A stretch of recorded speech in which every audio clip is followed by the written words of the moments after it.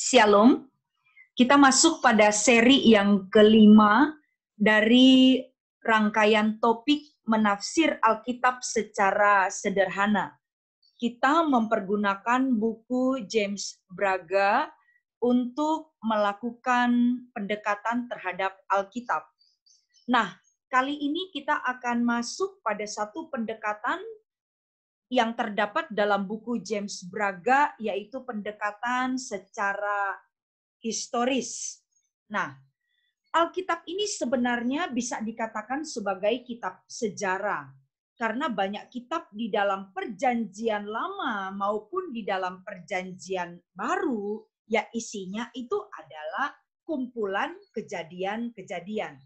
Maka kalau kita berbicara tentang penelaahan latar belakang historis, ini merupakan suatu metode penyelidikan Alkitab yang melaluinya kita menelaah kejadian-kejadian penting dalam sebuah kitab atau bagiannya, atau kejadian-kejadian lain yang berhubungan dengan kejadian itu. Nah, penelitian secara historis ini adalah kejadian-kejadian yang terjadi dalam bidang politik, agama, sosiologi, dan juga ekonomi.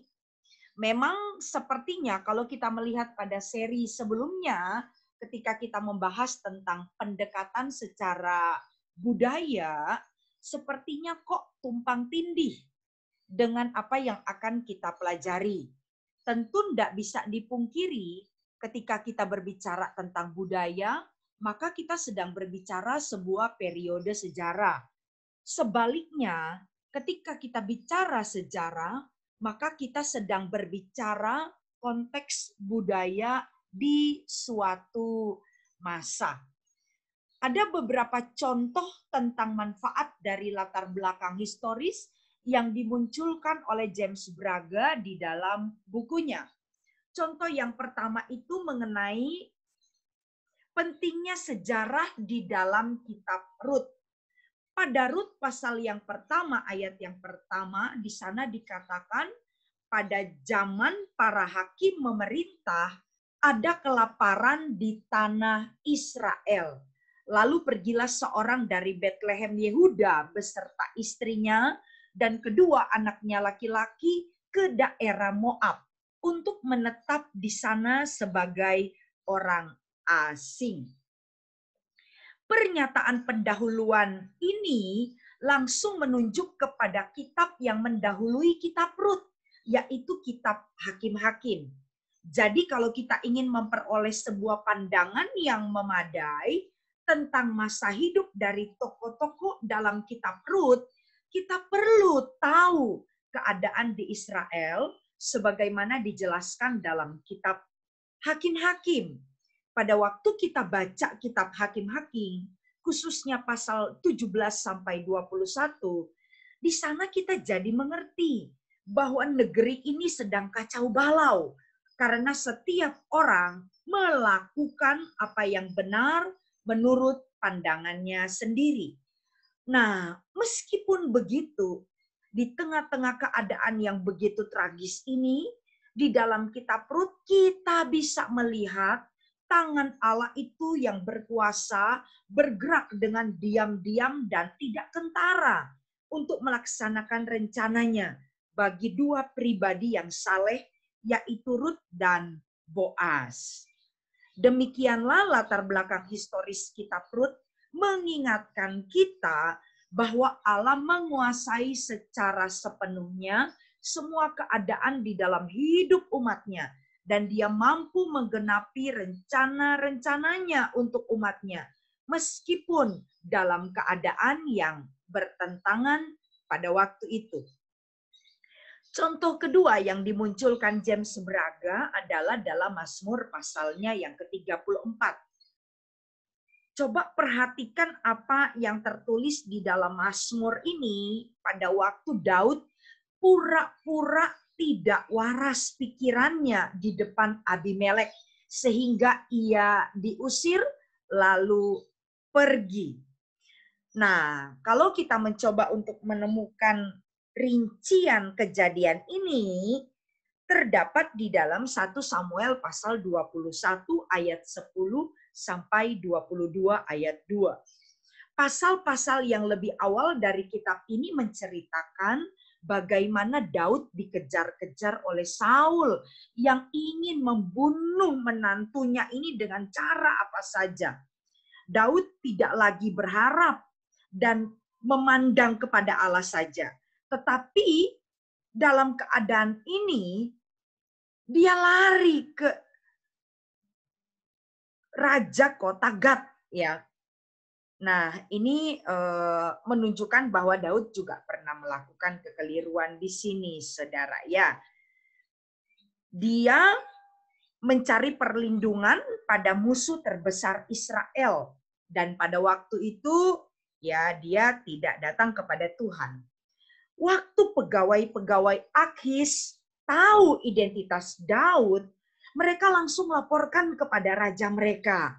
Wah, pada waktu Daud juga tahu bahwa identitasnya sudah ketahuan, dia coba menyamar jadi orang gila. Mazmur 34 mengungkapkan ketakutan yang amat sangat yang dialami oleh Daud kala itu. Di dalam ayatnya yang kelima, 7, 18, dan ayat 20. Tapi Daud juga mengungkapkan betapa sungguh-sungguh ia berdoa dalam keadaan berbahaya ini. Maka kita lihat Allah menjawabnya di dalam 1 Samuel 21 ayat 14 sampai 22 ayat 1. Lalu berkatalah Akhis kepada para pegawainya, "Tidakkah kamu lihat bahwa orang itu gila? Mengapa kamu membawa dia kepadaku? Kekurangan orang gila ke aku, maka kamu bawa orang ini kepadaku supaya ia menunjukkan gilanya dekat aku. Patutkah orang yang demikian masuk ke rumahku?" Lalu Daud pergi dari sana dan melarikan diri ke gua Adulam. Ketika saudara-saudaranya dan seluruh keluarganya mendengar hal itu, pergilah mereka ke sana mendapatkan dia. Nah, saudara, setelah Daud itu tiba di gua Adulam, Alkitab katakan ada 400 orang Yahudi yang bergabung dengan dia. Pada saat dia dibebaskanlah, dia menulis Mazmur ini. Dia mengajak teman-temannya di dalam gua itu untuk memuliakan Tuhan bersama-sama dengan aku, katanya. Marilah kita bersama memasyurkan namanya. Mazmur 34 ayatnya yang keempat. Jadi Mazmur ini menunjukkan kesukacitaan besar serta rasa syukur dari Daud karena dia mengalami pertolongan Tuhan. Dan Daud tidak puas, dia memuji Tuhan seorang diri. Jadi di sini dia justru mengajak teman-temannya juga ikut serta memuji Tuhan. Nah, oke. Mari kita lihat hal berikutnya. Hubungan historis di antara beberapa kitab dalam bagian Alkitab yang lain. Jadi terdapat banyak bagian dalam Alkitab yang kalau dilihat dari segi sejarahnya didasarkan pada bagian-bagian lain di dalam Alkitab. Ada contoh yang diungkapkan oleh James Braga di dalam bukunya, yaitu kitab Hakim-Hakim hanya dapat dipahami kalau kita baca kitab Yosua. Sedangkan kitab Yosua sendiri berpangkal pada kelima kitab Musa. Kalau juga kita melihat kitab-kitab Nabi di dalam Perjanjian Lama, kita bisa menafsirkan kitab-kitab ini secara memadai kalau kita mengkaitkannya dengan kejadian-kejadian sejarah yang tercatat dalam 1-2 Raja-Raja dan 1-2 Tawarik. Begitu juga dengan cara yang sama, kita dapat memahami kitab para nabi pasca pembuangan, yaitu kitab Hagai, kitab Sakaria, kitab Maleaki. Kalau kita menghubungkan kitab-kitab itu dengan kejadian-kejadian sejarah, dalam kitab Esra dan juga kitab Nehemia. Nah, kalau kita lihat di dalam Perjanjian Baru, waktu kita baca surat Paulus, kita bisa mengerti sejarahnya kalau kita jadikan kitab Kisah Para Rasul sebagai latar belakangnya. Nah, apa sebenarnya pentingnya sumber-sumber di luar Alkitab dalam kita melakukan penyelidikan terhadap latar belakang historis dari Alkitab? Ada beberapa contoh yang diangkat oleh James Braga di sini. Misalnya kitab Injil, ya. Kitab Injil ini tidak punya sumber langsung yang bisa kita teliti untuk kita dapatkan informasi tentang masa sebelum penulisan kitab-kitab itu. Khususnya apa yang disebut dengan masa intertestamental yang diperkirakan lamanya sekitar 400 tahun. Maka kita memerlukan sumber di luar Alkitab untuk menemukan petunjuk historisnya. Nah, alat bantu itu bisa melalui kamus Alkitab, penuntun Alkitab, ensiklopedi Alkitab, arkeologi Alkitab, dan sumber-sumber yang lain. Oke, kita akan coba lihat prosedur dalam penelaahan latar belakang historis, ya.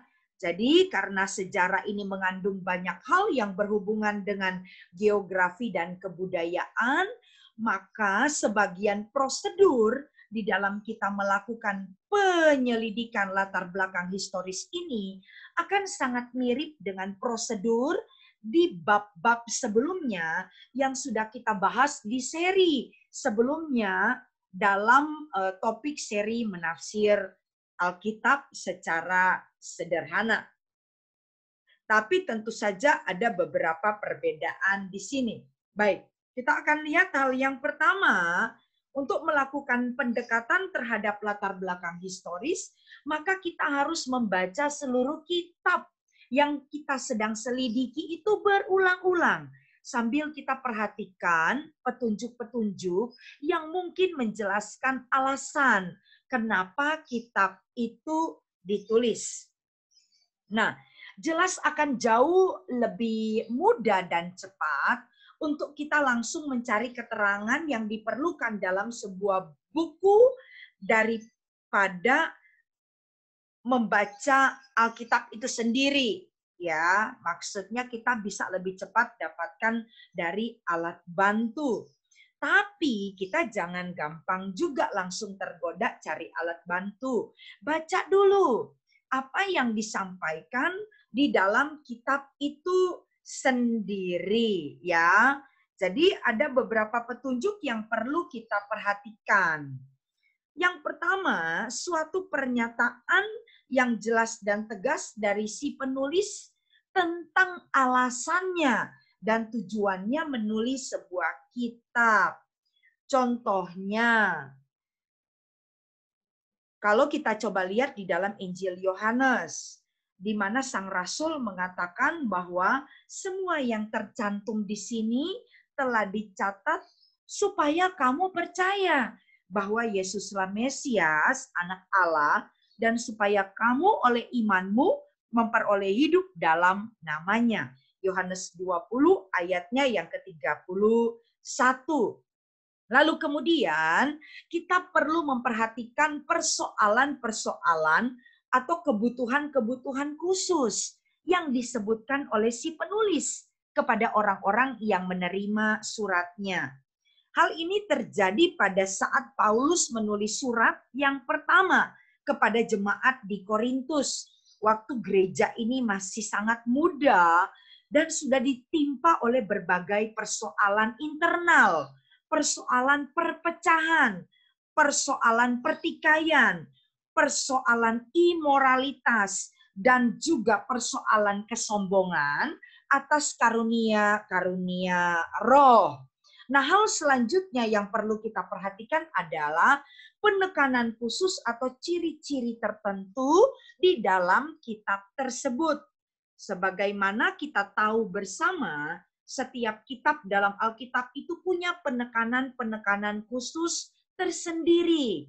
Nah, penekanan ini sering ditonjolkan melalui pengulangan kata-kata, pengulangan kelompok kata, atau pengulangan konsepsi penting, atau juga melalui tempat yang dipakai untuk membahas pokok tertentu. Nah, kalau kita lihat di dalam suratnya yang pertama, Petrus berulang-ulang menyebutkan soal penderitaan. Tapi dia juga berbicara soal pengharapan hidup yang dimiliki orang-orang percaya di tengah-tengah penderitaan mereka. Jadi, jelaslah bahwa salah satu alasan yang pasti dalam menulis surat 1 Petrus ialah memberitahukan kepada orang-orang Kristen yang menderita penganiayaan hebat tentang harapan indah yang mereka miliki di dalam Kristus yang akan datang.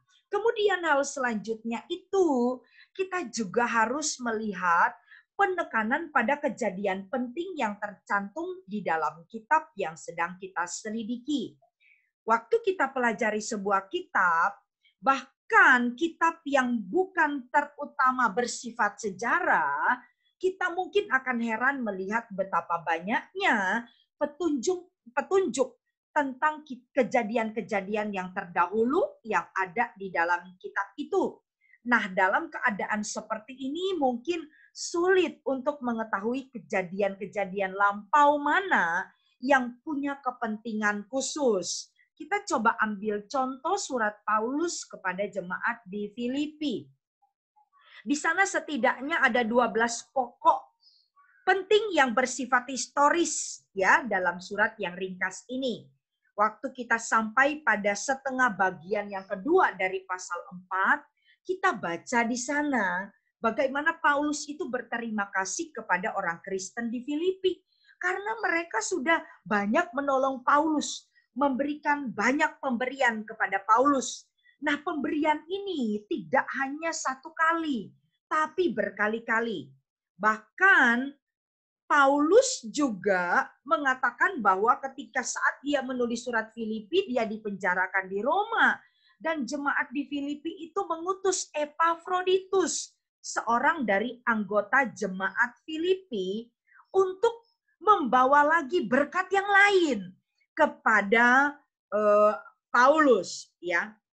Jadi jelas bahwa salah satu alasan Paulus tulis surat Filipi karena dia mau mengungkapkan penghargaannya kepada jemaat Filipi atas sumbangan-sumbangan kasih yang sudah mereka kirimkan. Tapi juga Paulus tidak hanya berterima kasih kepada mereka, dia juga menghargai Epafroditus dengan kata-katanya yang begitu hangat. Nah, sebagai hamba gereja yang setia, Epafroditus itu telah mengadakan perjalanan sepanjang hampir 200 mil loh saudara untuk mencapai Paulus yang ada di Roma dengan pemberian-pemberian gereja Filipi dan bahkan sudah membahayakan nyawanya sendiri demi Rasul Paulus. Nah, dengan alat bantu di luar Alkitab, kita juga dapat menemukan bahwa gereja-gereja di Makedonia itu, yaitu jemaat Filipi dan Tesalonika merupakan jemaat yang termiskin. Itu dikatakan dalam 2 Korintus pasalnya yang ke-8 ayat 1 sampai 6. Tapi Paulus tetap berkata tentang mereka, selagi dicobai dengan berat dalam pelbagai penderitaan, sukacita mereka meluap. Dan meskipun mereka sangat miskin, tapi mereka kaya dalam kemurahan. 2 Korintus 8 ayat 2. Dengan memperhatikan latar belakang historis ini, kita juga jadi tahu bahwa pemberian dari orang-orang Kristen di Filipi tidak datang dari orang-orang yang kaya, saudara, tapi dari orang-orang yang sangat miskin. Pemberian ini berkali-kali datang kepada Paulus. Makanya Paulus mengungkapkan betapa kayanya mereka di dalam kemurahan.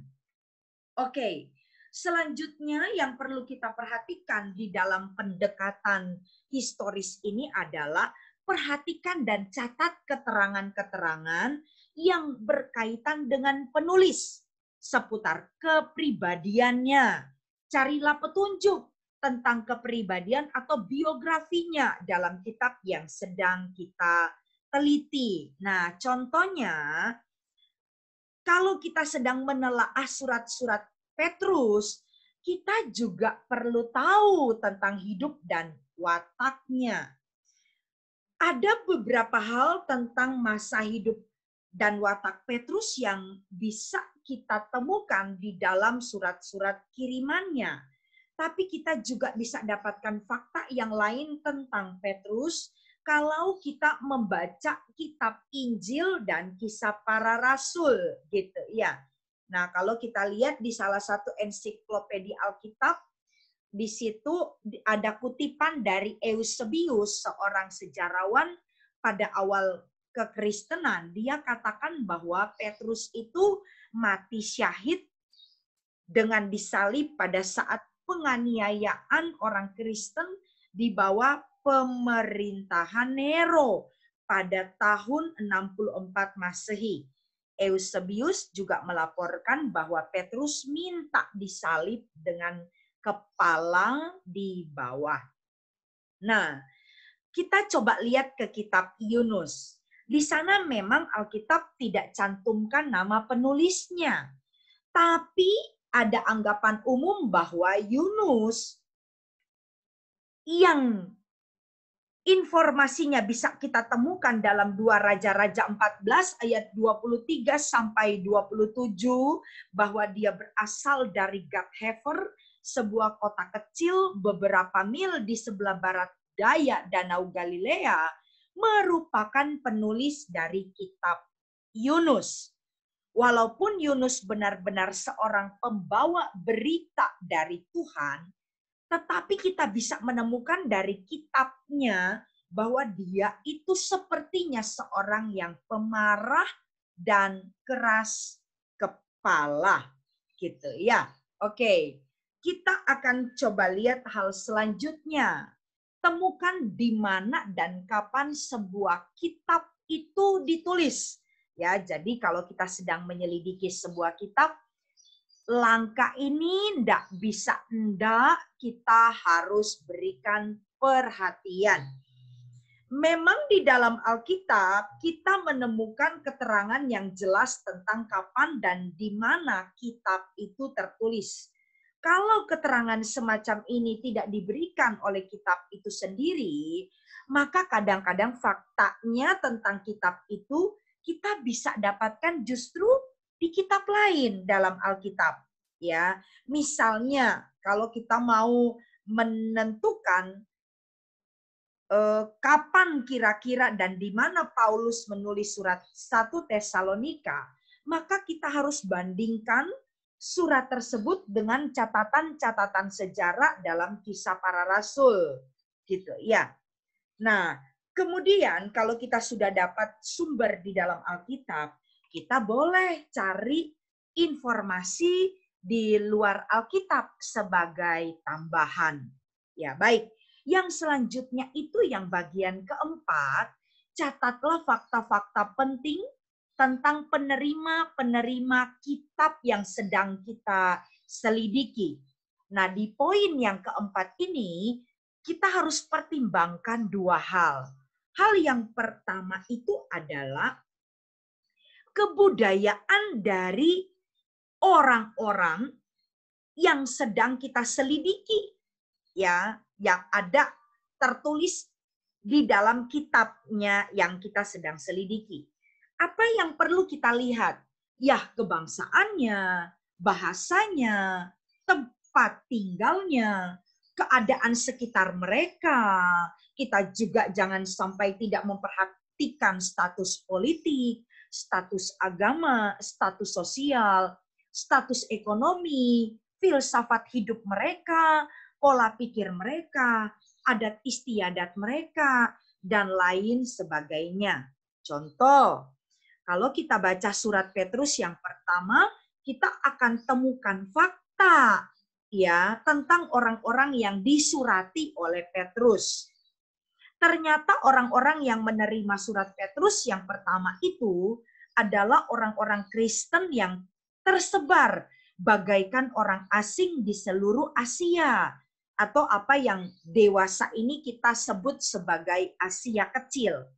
Meskipun orang-orang ini tidak pernah melihat Yesus Kristus dengan mata kepala mereka sendiri, tapi mereka percaya kepada Dia dan mereka mengasihi Dia. Sebagian dari mereka ini adalah hamba atau budak pada waktu itu. Dan sampai taraf tertentu, mereka semua itu menderita sebagai akibat kesetiaan mereka kepada Kristus. Nah, di samping kita mendapatkan bukti dari dalam Alkitab, ya khususnya di surat Petrus itu sendiri, kita juga bisa peroleh keterangan-keterangan budaya dari bagian-bagian historis yang paralel dalam Alkitab. Misalnya dalam 1 Tesalonika, ini ada kaitannya yang sangat penting dengan kitab Kisah Para Rasul. Dari sumber kedua inilah kita dapat kumpulkan fakta penting tentang orang-orang yang menjadi anggota gereja mula-mula yang didirikan di Tesalonika.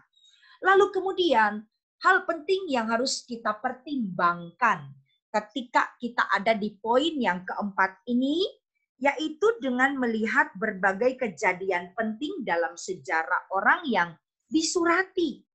Kejadian-kejadian ini meliputi kejadian yang berhubungan dengan pemahaman kita tentang kitab tertentu bersamaan dengan keadaan dan masa kitab itu ditulis. Nah, seperti tadi saya katakan bahwa sejarah dan kebudayaan itu tumpang tindih. Maka baik kejadian-kejadian penting maupun ciri-ciri kebudayaan perlu kita pertimbangkan bersama-sama. Tentang orang-orang yang sebangsa dengan Yunus, ini contohnya ya saudara, mereka itu sudah berbalik membelakangi Tuhan sejak awal mula. Raja pertama mereka yaitu Yerobeam I yang memimpin 10 suku yang memisahkan diri dari pemerintahan keturunan Daud, naik tahta di kerajaan utara sekitar tahun 937 sebelum Masehi.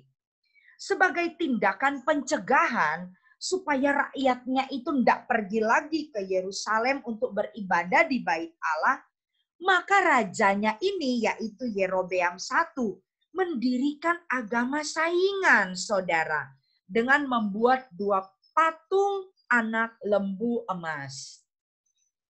Sejak saat itu, kerohanian kerajaan utara merosot dengan tajam. Diiringi keadaan-keadaan yang makin lama makin tambah buruk. Nah, meskipun demikian, dalam kemurahannya Tuhan, Dia bangkitkan beberapa nabi untuk melayani di kerajaan utara. Utusan-utusan Allah ini adalah pengkhotbah-pengkhotbah yang penuh dengan kuasa, yang memohon dengan sangat kepada Israel untuk menghentikan pemujaan berhala dan kebejatan mereka, serta berbalik kepada Allah nenek moyang mereka. Nah, beberapa pembicara itu adalah Elia dan Elisa, mengiringi nubuat mereka dengan mujizat-mujizat. Pertama dan kedua raja-raja melaporkan ada 8 mujizat yang dilakukan oleh Elia dan 16 mujizat yang dilakukan oleh Elisa. Nah, namun dalam kaitan pelayanan kedua tokoh ini, sebuah mujizat itu penting terjadi. Sebuah mujizat penting terjadi maksud saya, yaitu kebangkitan dari antara orang mati. Pada masa pelayanan Elia, ada putra dari seorang janda yang dihidupkan kembali. Janda ini tinggal di kota Sarfat yang terletak di daerah Sidon. Di masa pelayanan Elisa, terjadi lagi hal yang mirip, saudara, ya. Ketika Allah memakai Elisa untuk membangkitkan putra seorang wanita Sunem.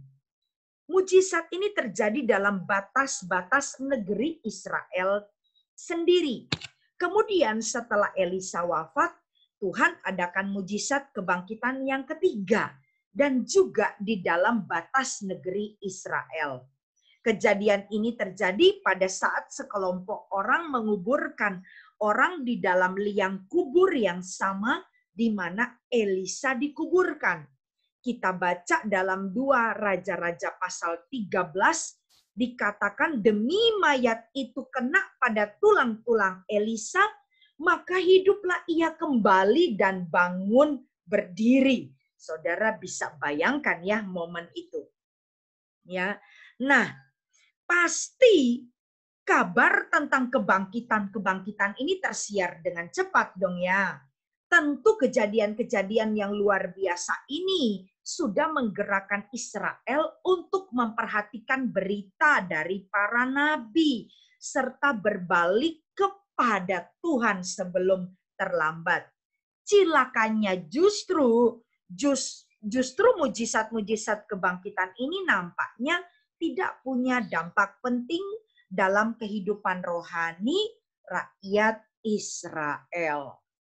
Lalu kemudian kita coba lihat poin yang kelima dalam pendekatan historis. Catatlah alasan-alasan atau tujuan-tujuan penulisan sebuah kitab tertentu.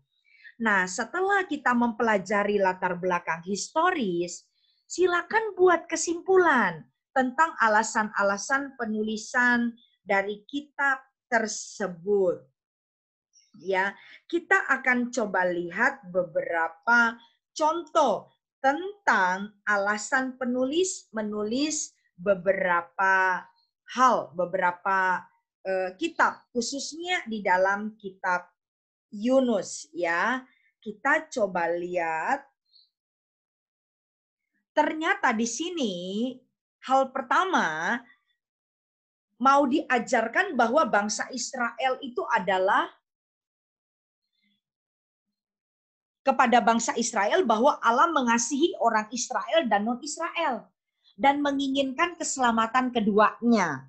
Lalu kemudian alasan yang kedua untuk memanggil Israel sekali lagi untuk bertobat dan berbalik kepada Tuhan. Nah, mari kita coba lihat sedikit tentang alasan dari penulis kitab Yunus sehingga bisa didapatkan 2 poin yang tadi saya sebutkan. Kalau kita lihat dalam Matius 12 ayat 39 sampai 40 dan Lukas 11 ayat 29 sampai 30, di sana ada petunjuk yang mengatakan bahwa ya tanda Yunus itu merupakan tanda kebangkitan bagi penduduk Niniwe. Meskipun hal ini tidak tercatat dalam kitab Yunus sendiri. Beberapa orang menduga ya kalau dilihat dari informasi di luar Alkitab. Nah, katanya sebagai akibat Yunus berada dalam perut ikan, warna kulit Yunus itu begitu berubah sehingga dia harus menjelaskan kejadian yang menimpa dirinya itu kepada penduduk Niniwe. Pihak yang lain lagi, ya ini para penafsir, mengira bahwa 1 atau 2 orang awak kapal yang pernah ada bersama-sama dengan Yunus dalam perjalanannya ke Tarsis, mungkin melihat Yunus lagi. Ketika mereka kenali Yunus sebagai orang yang dicampakkan ke laut, mereka sadar betul bahwa dia sudah bangkit dari kematian. Sehingga berita itu tersebar dengan sangat-sangat luas. Nah, meskipun demikian, penjelasan apapun yang diberikan, jelas bahwa Yunus telah terkubur di dalam perut ikan itu selama 3 hari dan 3 malam. Ya, lalu kemudian dia datang ke kota Niniwe bagaikan orang yang baru dibangkitkan dari kematian. Kita dapat melihat adanya kontras yang tajam di antara pertobatan Niniwe dan kebandelan bangsa Israel. Bayangkan saja saudara, Cuma satu kali loh Yunus datang memberitakan tentang berita pertobatan dan hukuman. Orang Niniwe itu langsung loh bertobat. Mereka bisa menerima satu tanda dari Tuhan dan menjadikan itu kesempatan untuk menanggapinya. Saudara, coba lihat kerajaan utara. Sudah seringkali dikirimi beberapa utusan. Sudah dapat banyak berita, banyak tanda. Mereka sendiri dengar bagaimana orang-orang dibangkitkan. Ya, mereka sudah diberi banyak kesempatan. Lah, tapi kok rakyatnya itu tidak juga bertobat-tobat loh saudara. Maka alasan penulisan kitab Yunus ini ya ini dua ini. Untuk ajar bangsa Israel bahwa Allah sayang dengan mereka, ya, tapi juga Allah sayang dengan non-Israel. Sehingga menginginkan keduanya ini bertobat. Lalu kemudian yang kedua, alasannya untuk panggil Israel sekali lagi untuk bertobat. Dikasih lagi kesempatan saudara. Ya. Nah inilah alasan yang perlu kita selidiki di poin yang kelima ini. Oke, setelah kita tahu langkah-langkahnya, mari kita berlatih. Buatlah latar belakang historis dari 1 Tesalonika. Ini dia cakupannya. Keterangan yang berkenaan dengan penulis surat. Kita coba cari. Lalu kemudian saat dan tempat penulisan surat. Berikutnya, fakta-fakta penting tentang orang-orang yang menerima surat. Dan yang terakhir, apa sebenarnya maksud dari penulisan surat 1 Tesalonika. Demikianlah pendekatan historis di seri yang kelima ini. Selamat berlatih, Tuhan memberkati.